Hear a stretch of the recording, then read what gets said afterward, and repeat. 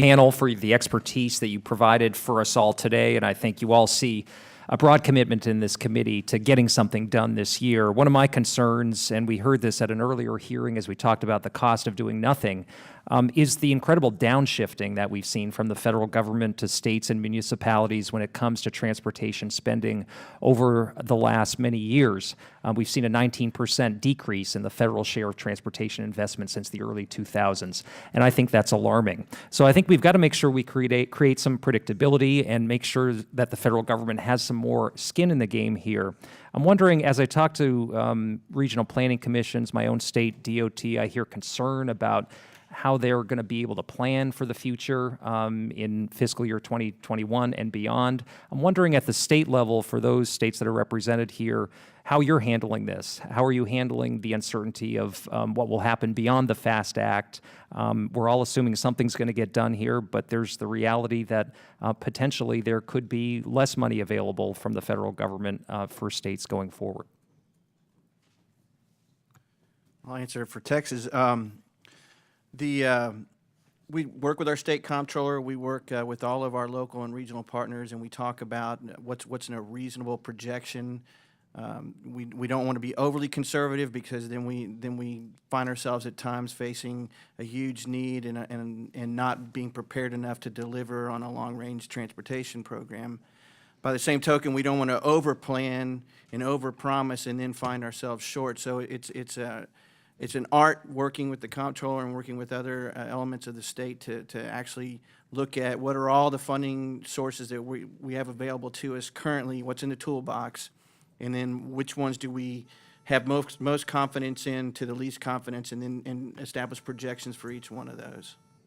And from Washington State's perspective, again, federal funding is about 20% of our program. It's vitally important to us, but most of the money that we're spending is generated right there in the state. And the state of Washington has stepped up. Our gas tax has gone from 26 cents a gallon to 49.4 cents a gallon, and that has made a significant difference. For us, as we plan, we look at these 6-year increments. The problem with the 6-year increments is more in the programming and the short-term spending of the money. We can look back 50 years at trend. In Washington State, when you look at our transit investment, the voters passed, and we're building a $54 billion transit investment in the central Puget Sound area. During that same 30-year period, when we're going to be spending that $54 billion, if historic trends play out, we're going to be spending $90 billion at the state level. What we're looking for from the federal government is, again, the strong federal partnership that we had in the 60s and 70s to give us the capacity to catch up with our economy and take our transportation system from where it is today to the 21st century system that we need to really be globally competitive. And if there's an increase on the flip side in state highway dollars, are there projects in the short term that are prepared to move more quickly and advance in the plan? Absolutely, absolutely.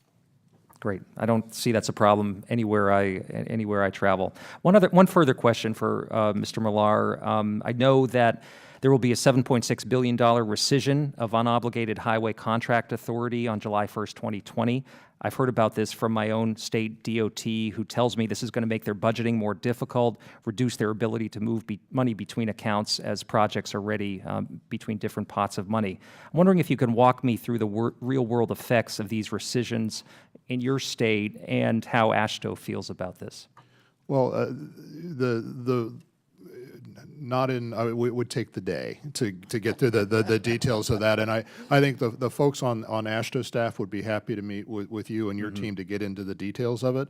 But basically, the concern we have is we are moving projects forward in a complicated world, and some projects advance and some don't, and at the end of the fiscal year, we have to balance the books. So we're moving the projects that advance, we're moving monies around, and it takes obligation authority to be able to do that.